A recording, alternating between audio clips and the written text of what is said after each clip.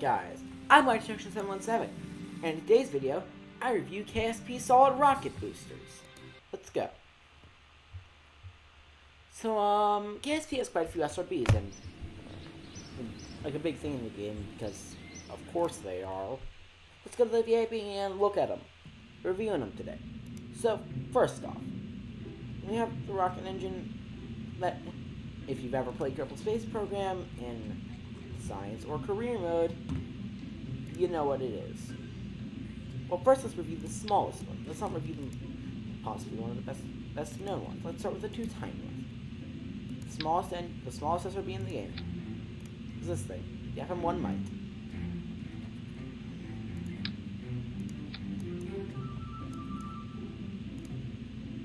God. Mite. Let's fly that thing. This is SRB1, the FM1 Mite. Already said that. You know what? I said it again. Launch.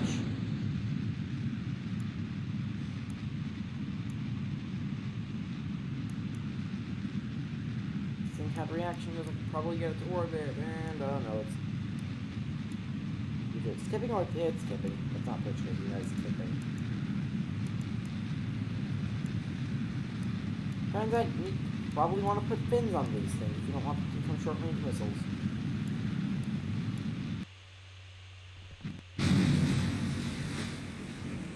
There we go, that's the first stalled rocket booster, the Mite. Now let's swap it out for the other tiny SRB, the even bigger Shrimp. You know, let's make this ship a bit more capable. Let's give it some electronics. A way to power itself. And a lot of reaction wheels.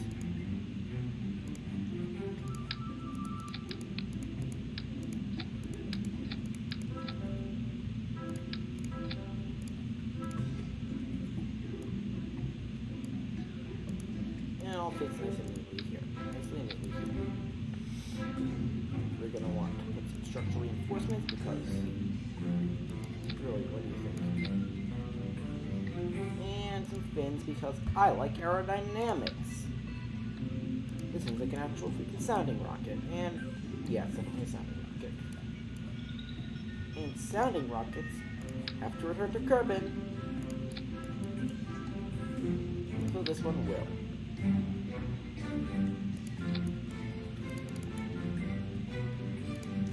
Prepare for liftoff.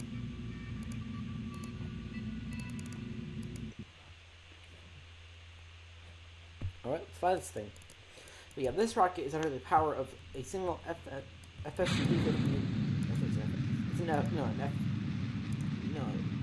an F3S0 Shrimp.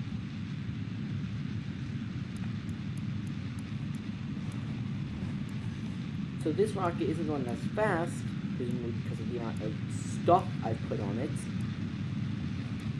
Plus it's not going to go as high.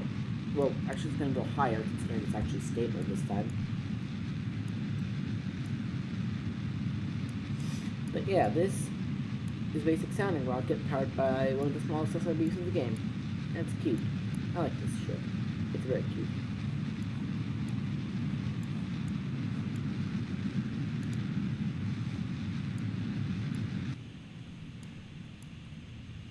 So let's just let the thing reach its apogee of around 8,000 meters, and disable SAS has it plummet towards the ocean. Now, this thing's looking like a missile, but it's got parachutes, alright? I'm just going to deploy them actually really late into the flight, because why the heck not?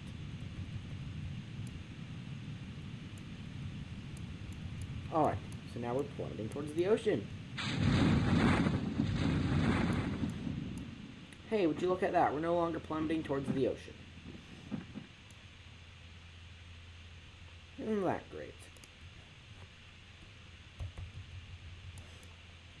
And surprisingly enough, it looks like it'll survive the flight. to a peaceful 5 meter per second splashdown in the Kerbal ocean, in Kerbin's ocean.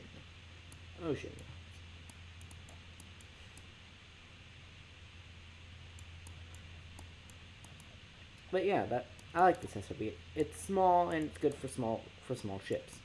It's a good kick stage engine, is what I'm saying. Can you splash down already? Splash down. There we go. So that's the first successful SRB. It's going to be a massive field of SRBs sitting in that ocean, by the way. VIP again. And now, the SRB everybody knows and I think everybody loves. We're building the starter spacecraft of all KSPers. And engine?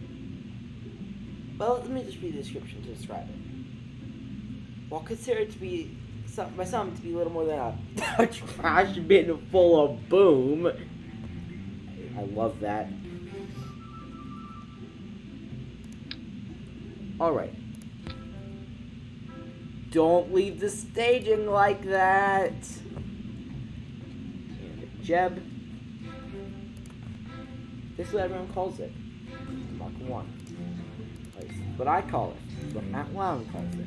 Matt Lown called it the Mark 1 first. I like the name, and I'm like, alright, I'm going to call this thing the Mark 1 as well, because I like the name. And Jeb, light that trash bin full of boom. That's fast.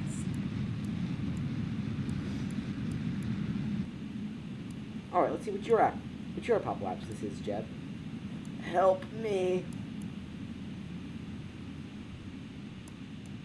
It's actually going to go higher than the shrimp rocket, despite being a great deal heavier, with a shorter burn time. Because this thing has a lot of thrust. Yep, we're coming up on our apocalypse. Actually, no, we're not. We might. Okay, we are not going to space today, but we're going pretty high.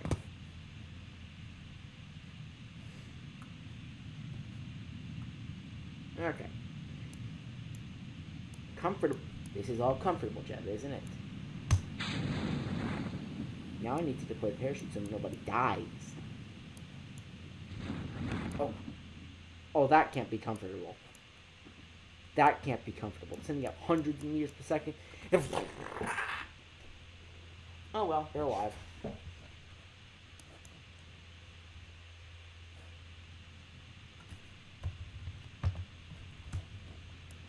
I'm leaving the ship here so I can recover you and not the Mark 1. Alright. Let's walk you over here and recover. Next up is the hammer. A larger SRB, and yeah, it's a larger SRB. But I'm gonna do it the way it was featured in a particular game, Fleeing the Complex. In that game, I won't spoil the ending to you, but it's on the Ghost Inmate path. Pick the rocket.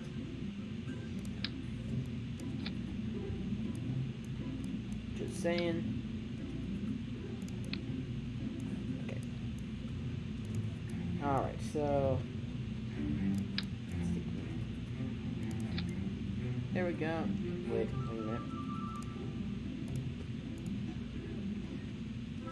Yeah, just watch. Jeb, you get to spin in circles.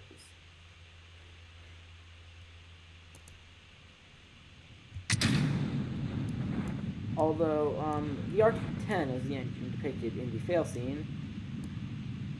Oh god, I'm gonna be doing this for 13 more seconds. Can't wait. Might as well time warp it up.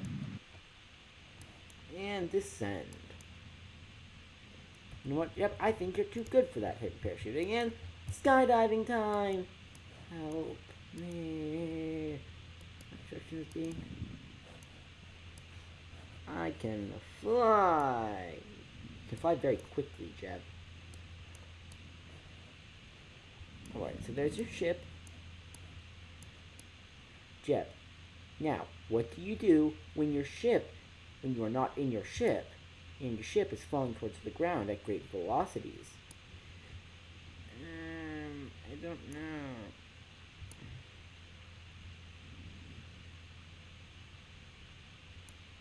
So, Jet, I'm trying to get you to fly back to your ship.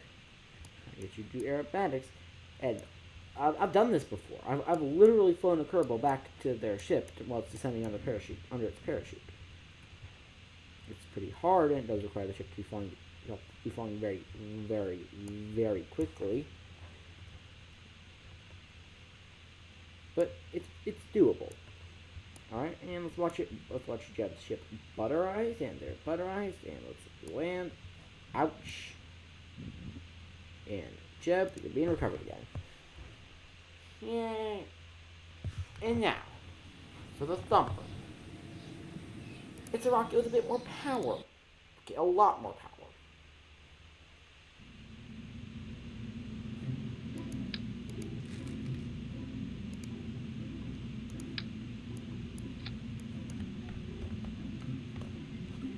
There we go.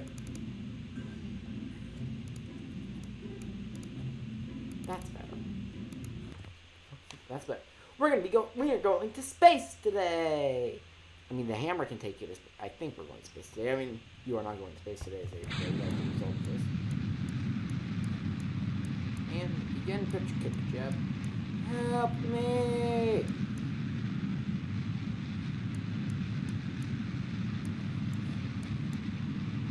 Yeah, the Thumper is most frequently used as a booster on orbital class rockets. Not a booster strapped to this thing, making Jebediah Kerman feel like he wants to throw it up. So this thing is a... My god, that's a lot. Oh no. He's passing into, he did G-force levels. Yeah, this thing is fast. But yeah, Jeb, you're going to space. What? About a little bit more drag on the atmosphere. But yeah. The Thumper is no joke. It is ridiculously powerful. Great tumble through space a bit. Alright, Jeb? Got that?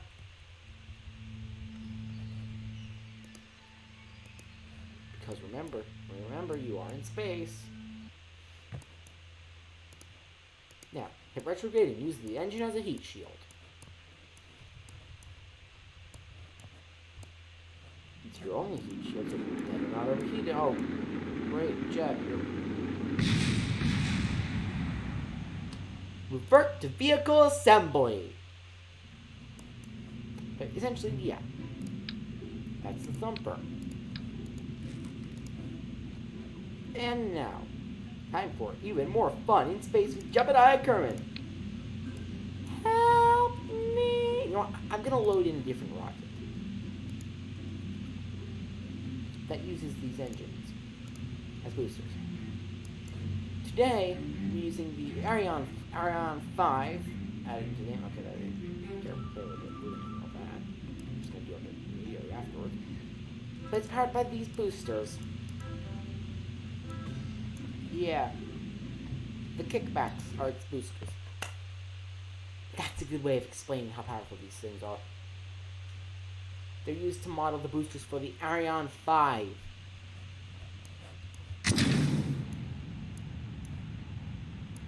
Yeah, it's good pull.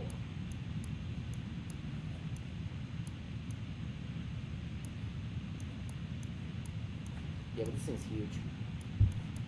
And it's powered by impressive boosters.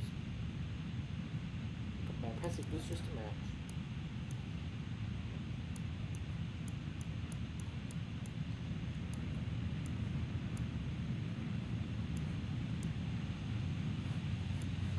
So yeah, these are engines that are officially big enough to be used. Why is that 73.5? So the Arion 5 is flying a way too shallow launch trajectory. Normally is inefficient. It's basically not going to go to space today. Hey, I specialize in failing at space flights. Yes, we're flying horizontally in Arion 5. No, I don't care what you think about that.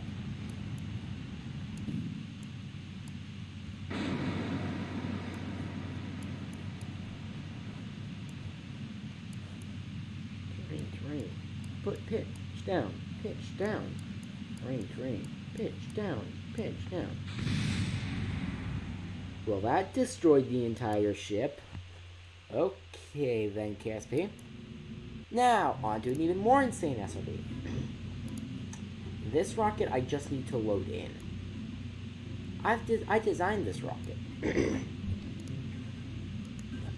You may recognize it. It's the Columbia class.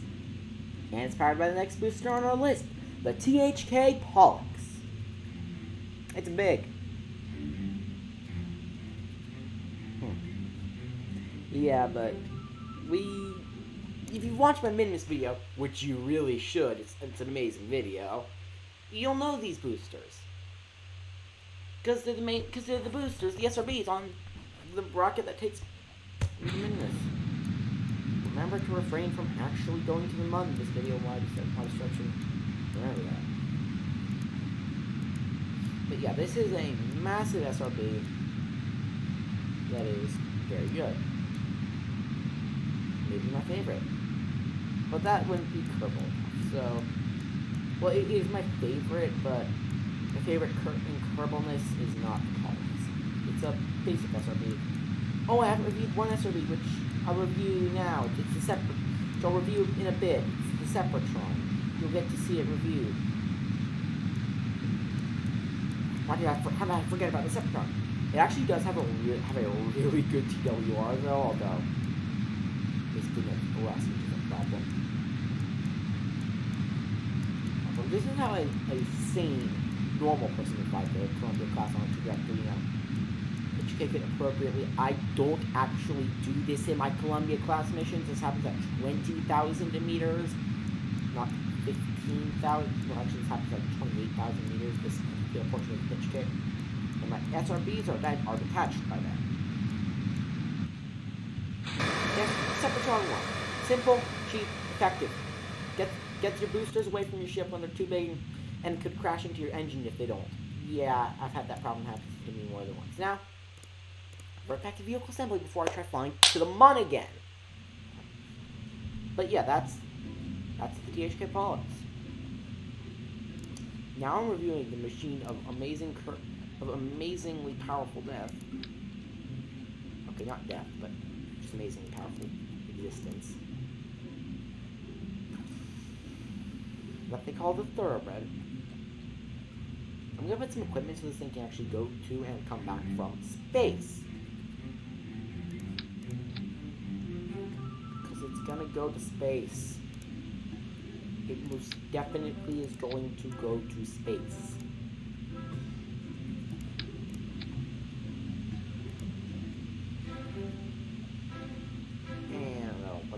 And that's the booster, the Thoroughbred SRB. This thing's less of a booster, more of a freaking first stage engine. I've used it as such, and yeah, definitely is perfect. It's massive, freaking huge, awesome, almost awesomely Kerbal engine thing, Kerbal space program. Maybe it's a freaking enormous SRB. Yeah, that's why.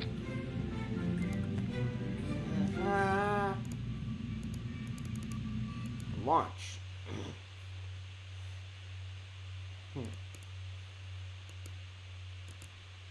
Prepare for liftoff, boys.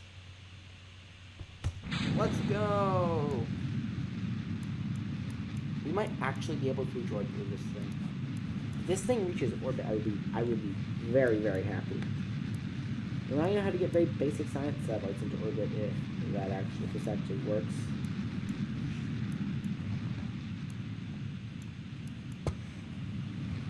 It's literally a freaking SSTO. It will never inject the craft into a stable orbit because it's... No! Alright, abort mission. Let's try that again.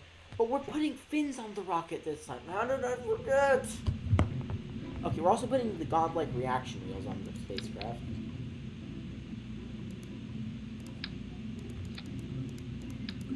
Can't put too many or it's not going to Delta V. Aerodynamics? Let's slap some fins on it. And we'll launch. Also, sorry this recording's getting a bit long. I'm also not going to do a ton of editing and speeding up on this because it's literally me building and firing simple rockets with SRBs. And let's go. If this thing reaches orbit, I will be very, very much happy because I mean, look at this thing. Look at this thing. Watch it climb up through the skies of Kerbal.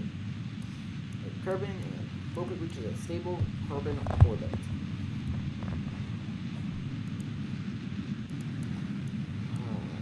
Climbing up all of space. Not those things today.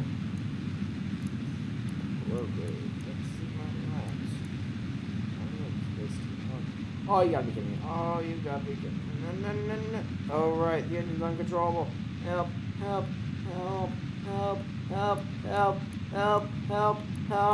You know, we're not doing it in a second abort. We're gonna fly this out. We're gonna fly it. We can fly. Okay. Now, stability assist. Pitch up. Pitch the booster up. When we are not going to orbits today.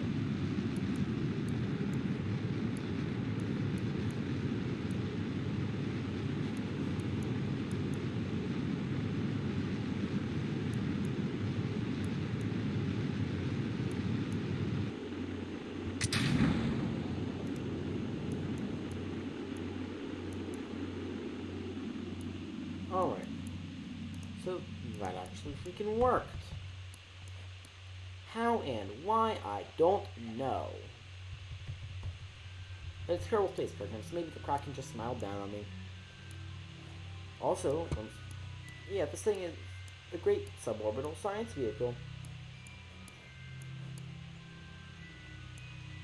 Because it's a good suborbital science vehicle for career mode. It's ridiculous. It would be because it's ridiculously cheap. It's like laughably cheap. Although you probably won't be able to use this core considering it's literally one of the last things you unlock in the game.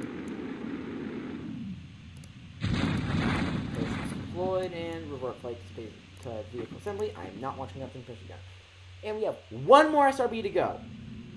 This thing can probably most definitely reach orbit. Of course, I'm talking about the Space Shuttle SRB, the Clydesdale. This thing's freaking awesome, and you know it. Yes, you. I know you know that. I know you know this thing's awesome. It's a Space Shuttle SRB. Of course it's awesome. 2.0. Yeah, with more volatility. Why? Yeah, this is a little longer than usual for videos. Completely sorry about that, but I can't I can't cut any reactions out of this. I just can't. And liftoff, we have a liftoff. Over picture trick like you did last time, don't do it.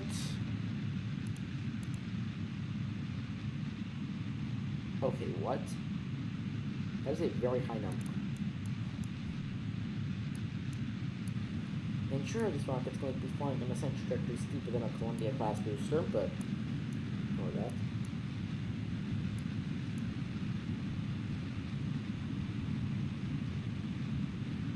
Picture this slowly. On the SRB review, you just gotta get to orbit with this one. Hey, this sounds pretty similar to the SRB and probably the SLS.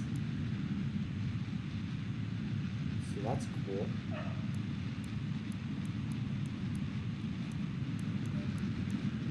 Yeah, the SLS SRBs are going to be awesome.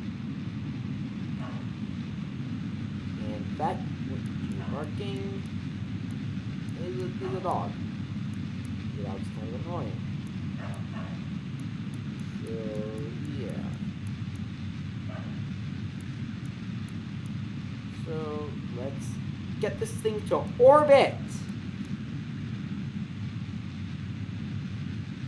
No, no, no! It's suborbital. At least it's going pretty darn high in space. If I flew it more efficiently, we would be in orbit. But I'm really bad at flying things efficiently, so it's not in orbit. It's still very high, and it's most definitively in space, and Kerbin is around. All you flat Kerbiners out there. And we're going to hit the atmosphere with some velocity. Okay, that's a lot of velocity. That's like freaking orbital velocity. Oh, I wonder why.